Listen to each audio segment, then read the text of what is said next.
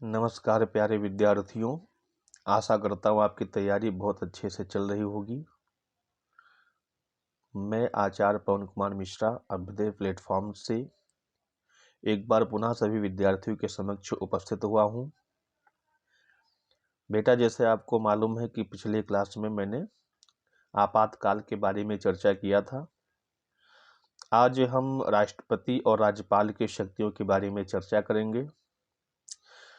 तो जो विद्यार्थी भी नहीं जुड़े हैं और जो नए जुड़ेंगे उन विद्यार्थियों से निवेदन है कि वो बच्चे हमारे चैनल को सब्सक्राइब करें, लाइक करें और अपने यार मित्रों के पास ज़रूर भेजें, जिससे उनको भी यह लाभ मिलता रहे और उनको भी लाभ मिले और वो भी तैयारी में अपना कंपटीशन की तैयारी को आगे बढ़ाएं।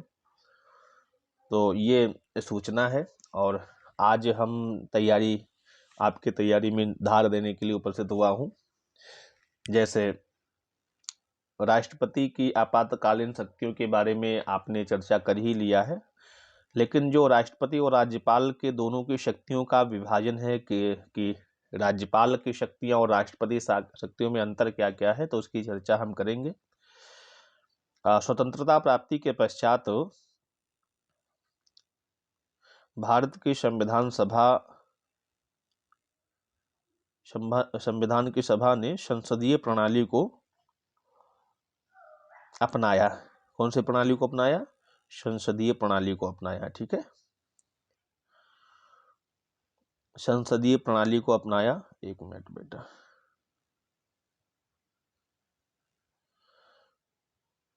संसदीय प्रणाली को अपनाया। ठीक है, जिसमें कार्यपालिका हो गया, संसद हो गया, और जो कार्यपालिका है वो संसद के प्रति उत्तरदायी होती है। ठीक है, तो प्रश्न अगर ये पूछ लिया जाए कि कार्यपालिका किसके प्रति उत्तरदायी है, तो कार्यपालिका संसद के प्रति उत्तरदायी है। इसी प्रकार जो राष्ट्राध्यक्ष हैं, जिसे राष्ट्रपति कहते हैं, वो कार्यपालिका का औपचारिक प्रमुख होता है।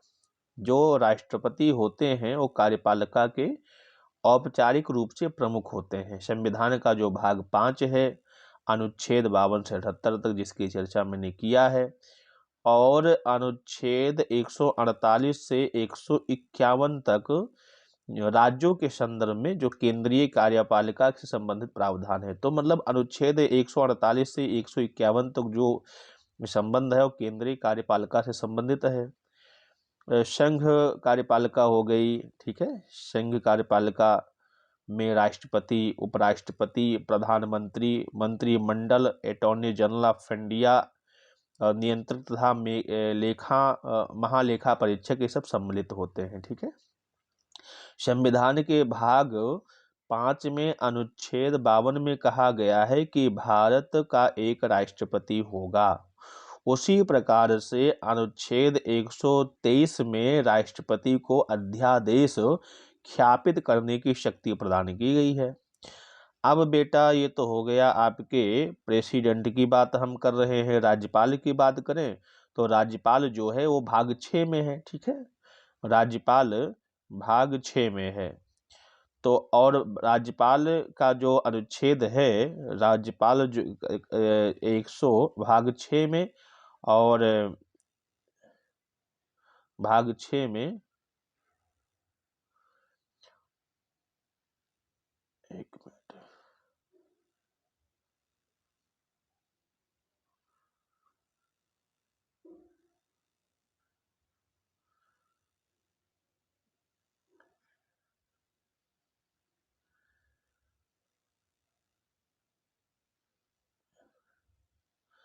तो जो राज्यपाल है बेटा, ये भाग 6 में अनुच्छेद 153 से 167 तक वर्णित है।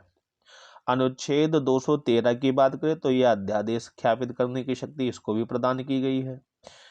ये राज्य के कार्यपालिका, जैसे राज्यपाल हो, जो राज्यपाल में जैसे ये राज्य की जो कार्यपालिका होती है, जिसमें राज्यपाल आते हैं, मुख्यमंत्री आते हैं, मंत्री परिषद होते हैं, राज्य के महाधिवक्ता आते हैं, जैसे इन्हें एडवोकेट जनरल कहते हैं, ये सब शामिल होते हैं। अब बेटा एक बात और है, एक मिनट,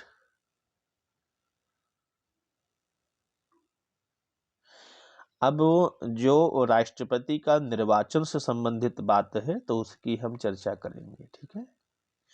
राष्ट्रपति का निर्वाचन भारत के लोगों द्वारा अप्रत्यक्ष रूप से चुना जाता है, ठीक है। प्रत्यक्ष चुनाव नहीं होता है, जो हम लोग मेंबर को यहाँ से सेलेक्ट करके भेजते हैं, ठीक है, चाहे वो लोकसभा राज्यसभा के मेंबर हो, चाहे विधानसभा के मेंबर हो, ठीक है। तो विधानसभा जो भी हम लोग यहाँ से प्रत्यक्ष या अप्रत्यक्ष रूप से जो हमारे यहाँ से प्रतिनिधि चुन करके जाते हैं पार्लियामेंट में, संसद में, जो राज्यसभा लोकसभा के नाम से है, और राज्यों में विधान परिषद और विधानसभा विधान परिषद के रूप में है, ठीक है। तो जो वहाँ चुन के जाते हैं, तो भारत को जो भारत के जो राष्ट्रपति होती हैं उनको अप्रत्यक्ष रूप से चुना जाता है। तो जो हमारे द्वारा प्रतिनिधि चुने जाते हैं वो जाकर के वहाँ वोटिंग करते हैं, ठीक है। अप्रत्यक्ष चुनाव के कारण राष्ट्रपति जो होता है वो केवल नाम मात्र कार्यकारी अधिकारी होता है, ठीक है, नाम मात्र होता है, नाम मात्र होता है। और मुख्य शक्तियां जो होती है वो प्रधानमंत्री में निहित होती है, प्रधानमंत्री में मुख्य शक्तियां निहित होती हैं। और प्रधानमंत्री जो होता है प्रधानमंत्री वाले जो नेतृत्व मंत्रिमंडल होते हैं उनमें मुख्य शक्तियां होती हैं। निर्वाचक मंडल जो है अनुच्छेद 54 के तहत देखा जाता है। तो संसद के दोनों सदनों में लोकसभा राज्यसभा के निर्वाचित सदस्य होते हैं निर्वाचन मंडल में। राज्यसभा के जो होते हैं, राज्यसभा के निर्वाचित सदस्य विधान परिषद के ना तो निर्वाचित सदस्य होते हैं और ना ही मनोनीत सदस्य होते हैं, केवल विधानसभा के होते हैं, ठीक है। विधान परिषद की कोई भी मेंबर राष्ट्रपति के चुनाव में भाग नहीं लेता है, केवल विधानसभा के निर्वाचित मंडल होते हैं। केंद्र शासित प्रदेश जो दिल्ली है, पुडुचेरी है, इनके विधानसभाओं के जो निर्वाचित सदस्य होते हैं वो भी राष्ट्रपति के चुनाव में भाग लेते हैं। 17वां संविधान संशोधन 1992 के द्वारा ऐसी व्यवस्था की गई है, ठीक है। अब आए बेटा कैसे चुनाव होता है। राष्ट्रपति के चयन की प्रक्रिया जो है, निर्वाचन की प्रक्रिया है, उसकी चर्चा करें तो संविधान, एक मिनट बेटा,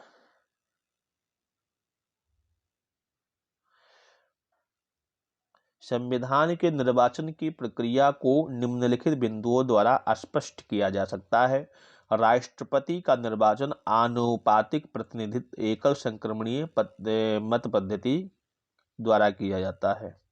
चुनाव जो होता है वो गुप्त मतदान होता है, लोगों को बताया नहीं जाता। वैसे लोगों को पता चलता है परंतु जो चुनाव जो होता है वो गुप्त होता है, ठीक है। राष्ट्रपति चुनावों में विजय करने के लिए उम्मीदवार को न्यूनतम कोटा प्राप्त करना आवश्यक होता है, ठीक है। न्यूनतम कोटा बराबर हो जाएगा के मतलब वैध मतों की संख्या और बटा रिक्तियों की संख्या +1 कर देंगे, ठीक है। तो न्यूनतम कोटा व्यवस्था इसलिए की गई है कि स्पष्ट बहुमत प्राप्त होने पर ही व्यक्ति को राष्ट्रपति पद प्राप्त हो। जिसको स्पष्ट बहुमत ना मिला हो राष्ट्रपति पद के उम्मीदवार ना बने, ठीक है। इसलिए ऐसी व्यवस्था किया गया, जिसको मिला हो स्पष्ट बहुमत वही राष्ट्रपति पद का उम्मीदवार हो, ठीक है। राष्ट्रपति के चुनाव में विभिन्न राज्यों के प्रतिनिधित्व के पैमाने के साथ साथ सभी राज्यों और केंद्र के बीच समानता प्रदान करने के लिए मत का मूल्य निर्धारित तरीकों से किया था। अब वोटिंग वैल्यू, जो मत का, एक मत की जो कीमत है उसकी चर्चा बताई गई है। तो एक विधायक का मूल्य, ठीक है, एक विधायक के मत का मूल्य बराबर होता है राज्य की कुल जनसंख्या बटा निर्वाचित सदस्यों की संख्या गुणे 1/1000, 1000, ठीक है। तो इसके द्वारा इस प्रकार से मतलब एक विधायक के मूल्य की वैल्यू निकाली जाती है।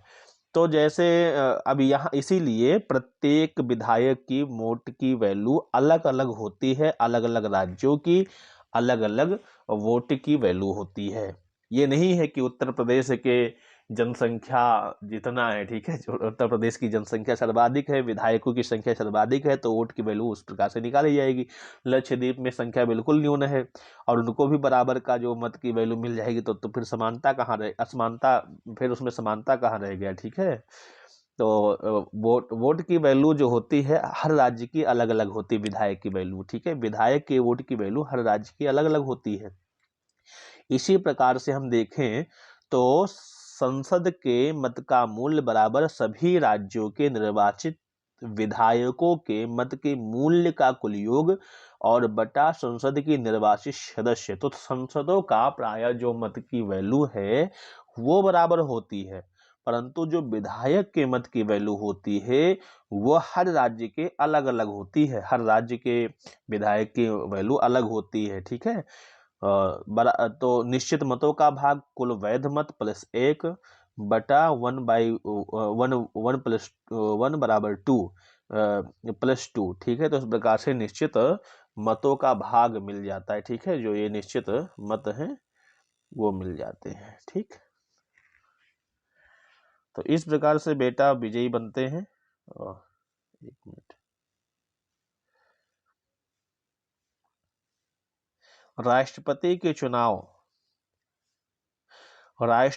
के चुनाव से संबंधित सभी विवाद, ठीक है, कोई भी विवाद हो कि जांच और निर्णय जो होता है उच्चतम न्यायालय में होते हैं और सर्वोच्च न्यायालय का जो निर्णय होता है वो सर्वमान्य होता है। यदि उच्चतम न्यायालय द्वारा किसी व्यक्ति की राष्ट्रपति के रूप में नियुक्ति अवैध घोषित कर दिया तो उच्चतम न्यायालय की घोषणा से पूर्व उसके द्वारा किए गए जो कार्य हैं वो अवैध नहीं माने जाएंगे, वे प्रभावी बने रहेंगे। महत्वपूर्ण तथ्य की बात करें तो मनोनीत सदस्य राष्ट्रपति के चुनाव में भाग नहीं लेते हैं बल्कि महाअभियोग की प्रक्रिया में भाग लेते हैं। यदि निर्वाचक मंडल अपूर्ण है, निर्वाचक मंडल के किसी सदस्य का पद रिक्त होने पर राष्ट्रपति के चुनाव को इस आधार पर चुनौती नहीं दी जा सकती है, ठीक है। अब बेटा देखो हम राष्ट्रपति की क्या नाम से जो मापदंड है तो उसकी चर्चा करें, ठीक है। नियुक्ति कैसे होती है? भारत की जनता के द्वारा अप्रत्यक्ष रूप से निर्वाचित किया जाता है। राज्यपाल में क्या होता है? राज्यपाल को ना तो जनता सीधे चुनती है और ना ही अप्रत्यक्ष रूप से, मतलब ना सीधे चुनती है चुनी जाती है और ना ही अप्रत्यक्ष रूप से चुनी जाती है, राष्ट्रपति द्वारा संवैधानिक प्रक्रिया के तहत उसकी नियुक्ति की जाती है। राज्य में राज्यपाल का कार्यालय जो होता है केंद्र सरकार के अधीन रोजगार नहीं है, यह एक स्वतंत्र संवैधानिक पद है और यह केंद्र सरकार के अधीनस्थ नहीं है। लेकिन क्या है, चुनाव ऐसे नहीं होती है, चुनाव डायरेक्ट अपॉइंटमेंट होता है, ठीक है। अर्हताएं जो एलिजिबिलिटी है वो कैसी होती है, तो वह राज्य का नागरिक हो प्राकृतिक रूप से या पंजीकृत रूप से। राष्ट्रपति की बात कर रहे हैं बेटा, राज्यपाल की नहीं। वह 35 वर्ष की अवस्था को पूर्ण कर चुका हो, वह लोकसभा या राज्यसभा निर्वाचित होने की योग्यताएं रखता हो, ठीक है। इसके अतिरिक्त राष्ट्रपति के चुनाव के नामांकन के लिए उम्मीदवार के कम से कम 50 प्रस्तावक या 50 अनुमोदक होना चाहिए। उम्मीदवार को भारतीय रिजर्व बैंक में 15,000 रुपये जमानत राशि के रूप में जमा करना है, ठीक है। यदि उम्मीदवार कुल डाले गए मतों का 1/6 भाग प्राप्त करने में असमर्थ होता है तो उसकी जमानत राशि जब्त कर ली जाती है। अब राज्यपाल की बात करें बेटा, तो राज्यपाल भारत का नागरिक हो, प्राकृतिक रूप से हो चाहे वो पंजीकृत रूप से हो, 35 वर्ष की अवस्था पूर्ण कर चुका हो।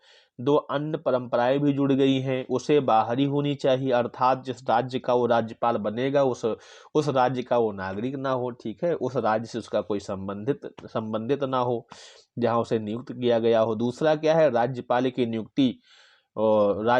नियुक्ति हो तब राष्ट्रपति के लिए आवश्यक है कि वह राज्यों के मामले में मुख्यमंत्री से परामर्श करे ताकि राज्य में संवैधानिक व्यवस्था सुनिश्चित हो। यद्यपि दोनों परंपराओं का कुछ मामलों में उल्लंघन किया गया है। ठीक है, शपथ जो ओथ होता है, प्रतिज्ञान होता है, उसकी चर्चा करें तो राष्ट्रपति उच्चतम न्यायालय के मुख्य न्यायाधीश और उनकी अनुपस्थिति में वरिष्ठतम जो न्यायाधीश होते हैं उनके द्वारा राष्ट्रपति को पद की शपथ दिलाई जाती है। राज्यपाल की बात करें तो राज्यपाल को शपथ प्रति संबंधित राज्य के उच्च न्यायालय के मुख्य न्यायाधीश दिलवाते हैं। उनकी अनुपस्थिति में उपलब्ध वरिष्ठतम न्यायाधीश के सामने शपथ लेते हैं राज्यपाल महोदय। राष्ट्रपति की बात करें, जो शर्तें होती हैं उसे संसद के किसी भी सदन अथवा विधानमंडल का सदस्य नहीं होना चाहिए। यदि कोई व्यक्ति राष्ट्रपति निर्वाचित होता है तो वह पद ग्रहण करने से पूर्व कोई अन्य लाभ का पद धारण नहीं करेगा। उसे आधिकारिक आवास निवास जो होता है राष्ट्रपति भवन मिलता है। उसे संसद द्वारा निर्धारित उपलब्धियां, भत्ते और विशेषाधिकार प्राप्त होते हैं। राज्यपाल की बात करें, उसे संसद व विधानमंडल का सदस्य नहीं होना चाहिए। यदि कोई व्यक्ति राज्यपाल नियुक्त किया जाता है तो उसे सदन से अपना त्यागपत्र देना होगा। किसी लाभ के पद पर नहीं होना चाहिए। बिना किसी किराए के राजभवन उपलब्ध होगा। अपने कार्यकाल के दौरान उसकी आर्थिक उपलब्धियों व भत्तों को कम नहीं किया जा सकता है। वह संसद द्वारा निर्धारित सभी प्रकार की उपलब्धियों, विशेषाधिकार और भत्तों के लिए अधिकृत है। नोट में लिखा है, यदि कोई व्यक्ति 2 या 2 से अधिक राज्यों में राज्यपाल नियुक्त होता है तो ये उपलब्धियां और भत्ते राष्ट्रपति द्वारा तय मानकों के हिसाब से दोनों राज्य मिलकर प्रदान करेंगे। ठीक है, अब कार्यकाल की बात करें तो राष्ट्रपति जो होता है 5 वर्ष तक, जब तक उसका उत्तराधिकारी पद को ग्रहण ना कर ले तब तक राष्ट्रपति अपने 5 वर्ष के कार्यकाल के उपरांत भी पद पर बना रह सकता है। वह कितनी ही बार पुनः निर्वाचित हो सकता है। हालांकि अमेरिका में एक व्यक्ति 2 बार से अधिक राष्ट्रपति नहीं बन सकता है। राष्ट्रपति अपना जो त्यागपत्र है उपराष्ट्रपति को देता है। ठीक है, तो राष्ट्रपति अपना जो त्यागपत्र है वो उपराष्ट्रपति को देता है। राज्यपाल की बात करें बेटा तो राज्यपाल का कार्यकाल उसके पद ग्रहण से 5 वर्ष की अवधि के लिए होती है, किंतु वास्तव में वह राष्ट्रपति के प्रसाद पर्यंत पद धारण करता है। राज्यपाल के ऊपर राष्ट्रपति के प्रसाद पर्यंत का मामला पूर्ण न्याय नहीं है। राज्यपाल के पास ना तो कार्यकाल की सुरक्षा है और ना ही कार्यकाल की निश्चिंतता है। जब राष्ट्रपति चाहे तब उनको मतलब हटा सकता है। ठीक है, वह राष्ट्रपति को संबोधित करके त्यागपत्र दे सकता है। राज्यपाल 5 वर्ष के अपने कार्यकाल के बाद भी तब तक पद पर बना रह सकता है जब तक कि उसका उत्तराधिकारी कार्यभार ग्रहण ना करें। ठीक है, अब महाभियोग की बात करें, राष्ट्रपति को कैसे हटाया जाता है तो राष्ट्रपति महाअभियोग द्वारा संविधान उल्लंघन करने पर लगाया जाता है, जिसमें राष्ट्रपति को उसके पद से हटाया जा सकेगा। लेकिन संविधान में उल्लंघन वाक्य को परिभाषित नहीं किया गया है। महाअभियोग संसद के किसी भी सदन में प्रारंभ किया जा सकता है। इन आरोपों पर सदन के 1/4 मतलब 1/4 सदस्यों जिस सदन ने आरोप लगाया है कि हस्ताक्षर होने चाहिए और राष्ट्रपति को 14 दिन का नोटिस देना चाहिए, सूचना देना चाहिए। ठीक है, महाअभियोग का प्रस्ताव एक सदन में 2/3 बहुमत से पारित होने के पश्चात दूसरे सदन में भेजा जाता है। ये आवश्यक नहीं है कि महाअभियोग केवल लोकसभा में लगाया जा सकता है या महाअभियोग केवल राज्यसभा में लगाया जा सकता है, कहीं भी लगाया जा सकता है। 1/4 मेंबर हो तो चाहे लोकसभा हो चाहे राज्यसभा हो, दोनों में किसी में भी लगाया जा सकता है। लेकिन हाँ, जो महाभियोग प्रक्रिया जब चलाई जाती है तो कम से कम 2/3 मेजोरिटी से उसे पारित होना आवश्यक है और केवल एक ही सदन में नहीं, दोनों सदन में। ठीक है, दोनों सदनों में 2/3 बहुमत से पारित होना है। अब जब एक सदन से बहुमत पारित हो जाता है तो दूसरे सदन में जब वह पहुंचता है, ठीक है, आरोप, तो उनके जिस पर आरोप, मतलब राष्ट्रपति भी आरोप जिस विषय में लगाई गई है उसकी जांच करनी होती है। राष्ट्रपति को इसमें उपस्थित तथा अपना प्रतिनिधित्व करने का अधिकार होता है। यदि दूसरा सदन इन आरोपों को सही पाता है और महाअभियोग प्रस्ताव को 2/3 बहुमत से पारित कर देता है, तो राष्ट्रपति को प्रस्ताव पारित होने की तिथि के बाद से उसके पद से हटना होगा। इस प्रकार महाअभियोग संसद की एक अर्ध न्यायिक प्रक्रिया है। संसद के दोनों सदनों में नामांकित सदस्य जिन्होंने राष्ट्रपति के चुनाव में भाग नहीं लिया था, वे भी इस महाअभियोग में भाग लेंगे।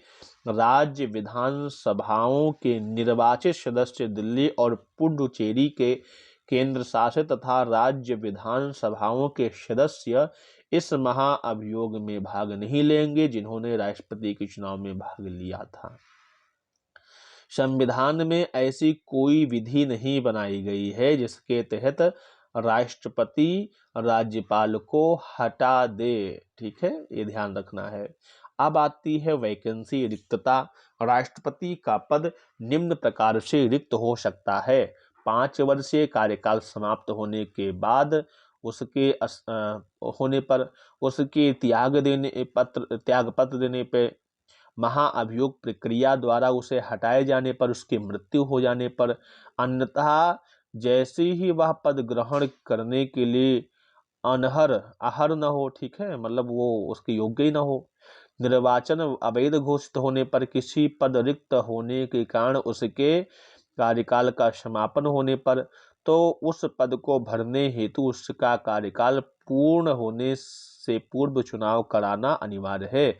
इस स्थिति में उपराष्ट्रपति को यह अवसर नहीं मिलता है कि वह कार्यवाहक राष्ट्रपति की तरह कार्य करे और उसके कर्तव्यों का निर्वहन करे। यदि उसका पद मृत्यु, त्यागपत्र, निष्कासन अथवा किसी अन्य कारण से रिक्त हुई हो, तो नए राष्ट्रपति के चुनाव पद रिक्त होने की तिथि से 6 महीने भीतर चुनाव कराना अनिवार्य है। उपराष्ट्रपति राष्ट्रपति के निर्वाचन होने तक कार्यवाहक राष्ट्रपति के रूप में कार्य करेगा। नया निर्वाचित राष्ट्रपति पद ग्रहण से 5 वर्षों तक अपने पद पर बना रहेगा। यदि वर्तमान में राष्ट्रपति की अनुपस्थिति, बीमारी या अन्य कारणों से अपने पद पर कार्य करने में असमर्थ हो, तो उपराष्ट्रपति उसके पुनः पद ग्रहण करने तक राष्ट्रपति के रूप में कार्य करेगा। यदि उपराष्ट्रपति का पद भी रिक्त हो, तो भारत का मुख्य न्यायाधीश अथवा उनमें भी अगर पद रिक्तता हो, तो उच्चतम न्यायालय का वरिष्ठतम न्यायाधीश कार्यवाहक राष्ट्रपति के रूप में कार्य करेगा तथा उसके कर्तव्यों का निर्वहन करेगा, ठीक है। अब वीटो की पावर की बात करें बेटा, तो राष्ट्रपति के पास में आत्यांतिक वीटो है, जिसे कहते हैं एब्सोल्यूट वीटो, ठीक है। इस संबंध में राष्ट्रपति की उस शक्ति से है जिसमें वह संसद द्वारा पारित विधेयकों को अपने पास सुरक्षित रख लेता है, ठीक है, रखता है। विशेषित वीटो जो कहते हैं क्वालिफाइड वीटो, विशेष बहुमत के साथ विधायिका द्वारा विधेयक को निरस्त किया जाता है। संयुक्त राज्य अमेरिका के राष्ट्रपति को जो प्राप्त वीटो है, वही वीटो हमारे राष्ट्रपति को प्राप्त है। अब आती है निलंबनकारी वीटो। तो निलंबनकारी वीटो, राष्ट्रपति इस वीटो का प्रयोग तब करता है जब वह किसी विधेयक को संसद के पुनर्विचार हेतु देता है। राष्ट्रपति के इस वीटो को उस विधेयक को साधारण बहुमत से पुनः पारित कराकर निरस्त किया जा सकता है। राष्ट्रपति धन विधेयकों के मामले में इस वीटो का प्रयोग नहीं कर सकता है। एक होता है फिर पॉकेट वीटो। तो बेटा जो पॉकेट वीटो होता है, इस वीटो में राष्ट्रपति विधेयक पर ना तो कोई सहमति देता है और ना ही अस्वीकृत करता है और ना ही लौटाता है, परंतु ये अनिश्चित काल के लिए विधेयक को लंबित कर देता है। राष्ट्रपति की विधेयक पर किसी भी प्रकार का निर्णय न देने की शक्ति पॉकेट वेटो के नाम से जानी जाती है। 44वीं संविधान संशोधन 1978 के तहत राष्ट्रपति के लिए संवैधानिक संशोधन विधेयकों को अपनी सहमति देना अनिवार्य कर दिया। ठीक है, तो इस प्रकार से इनके पास वीटो है। अब बेटा हम राष्ट्रपति और राज्यपाल की शक्तियों के बारे में चर्चा करें तो राष्ट्रपति जो होता है भारतीय संविधान अनुच्छेद 111 के तहत राष्ट्रपति के अंतर्गत राष्ट्रपति को किसी विधेयक पर सहमति देता है तो उसके लिए 3 विकल्प होते हैं। पहला विकल्प होता है वह विधेयक पर अपनी स्वीकृति दे, अथवा दूसरा विकल्प होता है विधेयक पर अपनी स्वीकृति को सुरक्षित रखे। तीसरा विकल्प होता है वह विधेयक यदि धन विधेयक नहीं है तो संसद के पास पुनर्विचार हेतु लौटा सकता है। हालांकि यदि संसद इस विधेयक को पुनः किसी संशोधन के अथवा संशोधित करके राष्ट्रपति के पास प्रस्तुत करता है तो अपनी स्वीकृति देनी होगी। ठीक है, राज्यपाल की बात करें बेटा तो अनुच्छेद 200 के तहत राज्यपाल जो होता है किसी विधेयकों पर सहमति देता है और वह विधेयक पर अपनी स्वीकृति दे सकता है, यह वह विधेयक पर अपनी स्वीकृति सुरक्षित रख सकता है, यह वह विधेयक यदि धन विधेयक नहीं है तो राज्य विधायिका के पास पुनर्विचार हेतु लौटा सकता है, और भी है। ठीक है, वह विधेयक को राष्ट्रपति के विचाराधीन सुरक्षित रख सकता है। ठीक है, तो ये जो चौथा वाला है, तीसरा वैसे लिखा लेकिन चौथा जो वीटो है राष्ट्रपति के लिए आरक्षित करने वाली जो वीटो है ये एक्स्ट्रा वीटो है। भारतीय संविधान के अनुच्छेद 201 के तहत राज्य के कानून पर वीटो, राज्यपाल द्वारा भेजे गए विधेयकों पर राष्ट्रपति द्वारा किए जाने वाले निर्णय, राष्ट्रपति विधेयक पर अपनी सहमति दे सकता है अथवा राष्ट्रपति विधेयक पर अपनी स्वीकृति सुरक्षित रख सकता है, अथवा राष्ट्रपति राज्यपाल को निर्देश दे सकता है यदि राज्य विधायिका किसी संशोधन के बिना अथवा संशोधन कर पुनः विधेयक को पारित कर राष्ट्रपति के पास भेजती है तो राष्ट्रपति इस पर अपनी सहमति देने के लिए बाध्य नहीं है। इसके अतिरिक्त संविधान में यह समय सीमा भी तय नहीं की गई है कि राज्यपाल द्वारा राष्ट्रपति के विचारार्थ रखे गए विधेयक पर राष्ट्रपति कब तक अपना निर्णय दे। इस प्रकार राष्ट्रपति राज्य विधेयकों के संदर्भ में भी पॉकेट वीटो का प्रयोग कर सकता है। अब राष्ट्रपति और राज्यपाल की जो क्षमा दान करने की शक्ति है उसकी चर्चा करें बेटा, तो राष्ट्रपति संविधान के अनुच्छेद 72 में राष्ट्रपति को उन व्यक्तियों को क्षमा करने की शक्ति प्रदान की गई है जो निम्नलिखित मामलों में किसी अपराध के लिए दोषी करार दिए गए हैं। संघीय विधि के विरुद्ध किसी अपराध में दंड, सैन्य न्यायालय के द्वारा दिए गए दंड, यदि मृत्यु दंड हो। ठीक है, मृत्यु दंड मृत्यु स्वरूप है तो भी। राज्यपाल की बात करें तो संविधान के अनुच्छेद 161 के तहत अंतर्गत जो राज्य का राज्यपाल है उसको भी क्षमादान करने की शक्तियां हैं। वह राज्य विधि के विरुद्ध अपराध में दोषी व्यक्ति के सजा निलंबन कर सकता है, दंड का स्वरूप बदल सकता है, दंड की अवधि को कम कर सकता है, परंतु निम्नलिखित 2 परिस्थितियों में राज्यपाल की क्षमादान की शक्ति राष्ट्रपति से भिन्न है। राष्ट्रपति सैन्य न्यायालय द्वारा दी गई सजा को भी क्षमा कर सकता है परंतु राज्यपाल नहीं कर सकता है।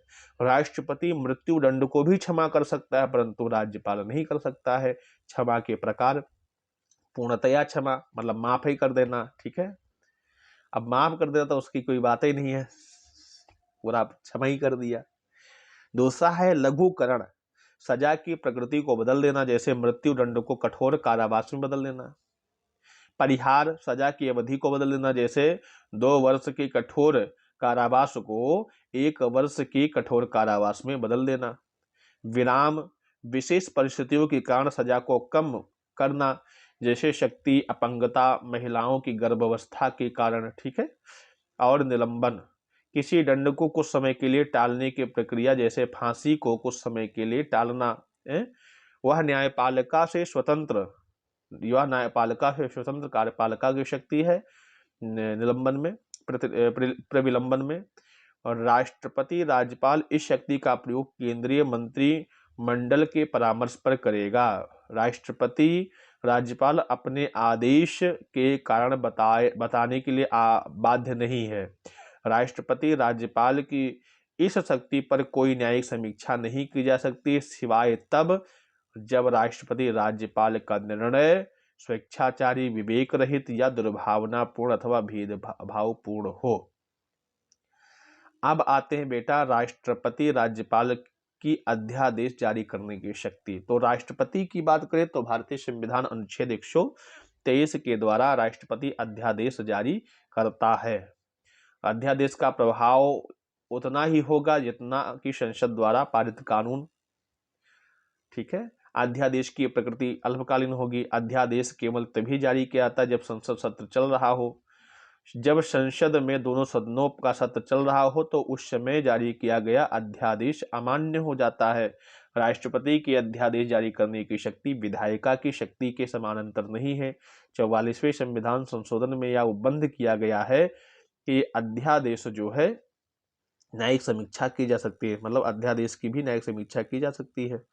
अध्यादेश केवल उन्हीं मुद्दों पर जारी किया जा सकता है जिन पर संसद कानून बना सकती है, ठीक है।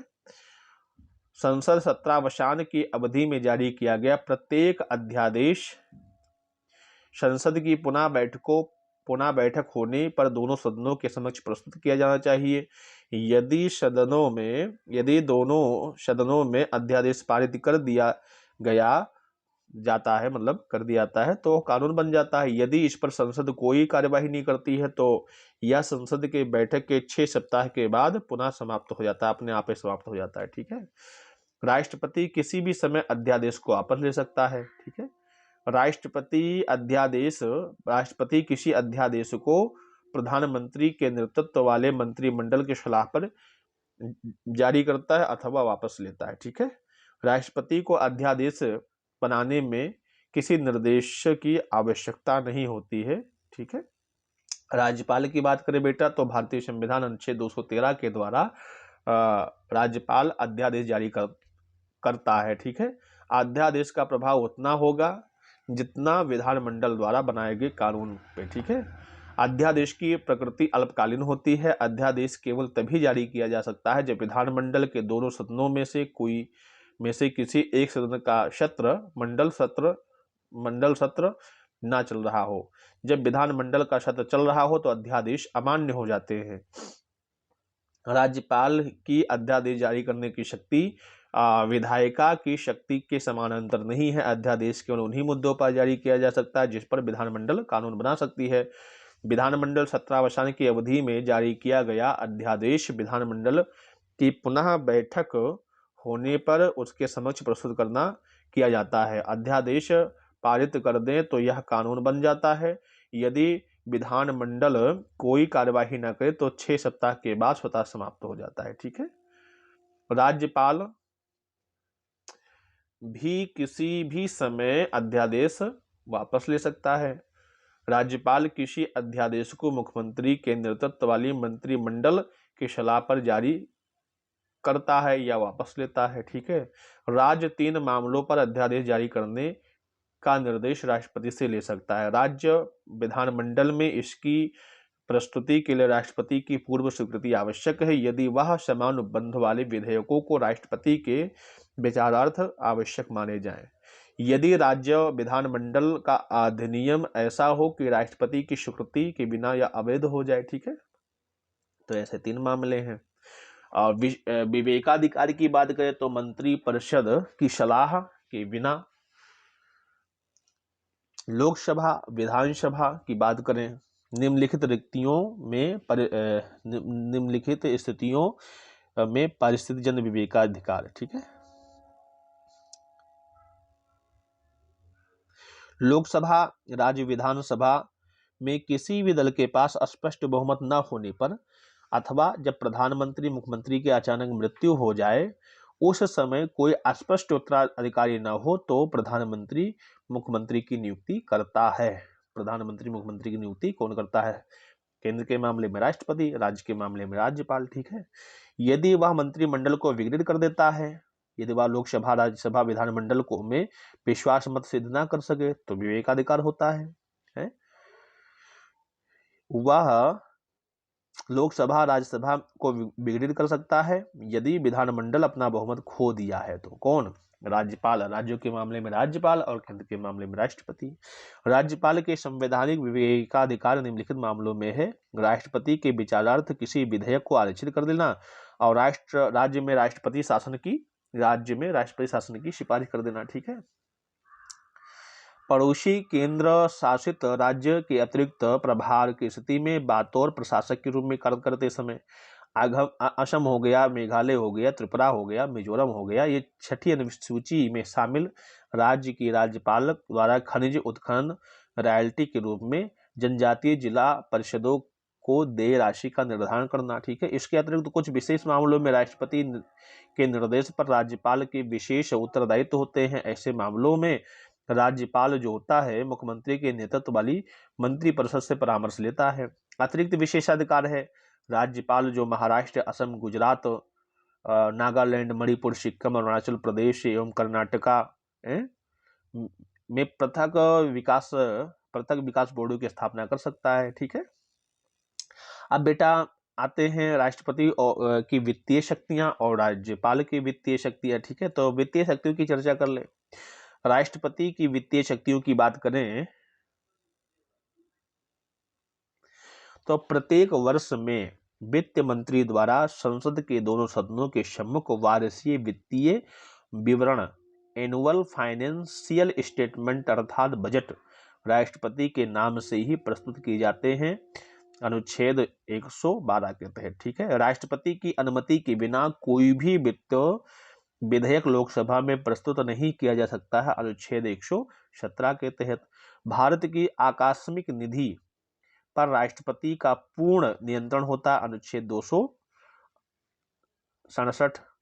केंद्र व राज्यों के मध्य करों के विभाजन के संबंध में सलाह लेने के लिए राष्ट्रपति द्वारा वित्त आयोग का गठन किया जाता है, ठीक है। राज्यपाल की बात करें बेटा तो राज्यपाल प्रत्येक वित्तीय वर्ष के आरंभ में वित्त मंत्री द्वारा वार्षिक आय व्यय का अनुमानित वित्तीय विवरण बजट विधानमंडल के समक्ष रखवाता है, अनुच्छेद 202 के तहत। राज्यपाल की पूर्व सहमति के बिना धन विधेयक को राज्य विधानसभा में प्रस्तुत नहीं किया जा सकता है। राज्यपाल ग्राम पंचायतों, नगर पालिकाओं की वित्तीय स्थिति की समीक्षा के लिए प्रत्येक 5 वर्ष पर राज्य वित्त आयोग का गठन करता है। तो ये सब राज्यपाल और राष्ट्रपति से संबंधित कुछ जानकारियां थी जिसे आपके समक्ष हमने प्रस्तुत किया। अब कुछ प्रश्न है, उन प्रश्नों की चर्चा करके क्लास को विराम करेंगे बेटा, ठीक है। निम्नलिखित में से कौन भारत के राष्ट्रपति के निर्वाचन हेतु निर्वाचक गण में सम्मिलित नहीं होता है? तो राज्यों के जो विधान मंडल और विधान परिषद होते हैं, राज्यों के जो विधान, हाँ परिषद की बात कर रहे हैं क्योंकि निर्वाचन की बात चल रही है ना, तो राज्यों में जो विधान परिषद होता है उसके निर्वाचित सदस्य जो होते हैं वो भाग नहीं लेते हैं, ठीक है। किसी राज्य में राज्यपाल की नियुक्ति संविधान के किस अनुच्छेद के तहत होती है? तो राज्यपाल की नियुक्ति 155 के तहत होती है, भारतीय संविधान अनुच्छेद 155, ठीक है। भारत के राष्ट्रपति पर महाअभियोग की प्रक्रिया क्या है? एक अर्धन्यायिक प्रक्रिया है। राज्य सरकारों एवं उनकी कार्य प्रणाली का वर्णन संविधान के किस भाग में किया गया? तो भाग 6 में किया गया है। 5 में केंद्र सरकार और 6 में राज्य सरकार। किसी राज्य में विधान परिषद की स्थापना और समाप्ति का प्रावधान क्या है? तो भारतीय संविधान अनुच्छेद 169 में वर्णन किया गया है, ठीक है। तो आज की चर्चा बेटा यहीं पे है। कल हम प्रारंभ करेंगे आप लोग के लिए नया अध्याय और उपराष्ट्रपति, ठीक है। तब तक के लिए सभी मित्रों को, सभी विद्यार्थियों को जय हिंद, जय भारत।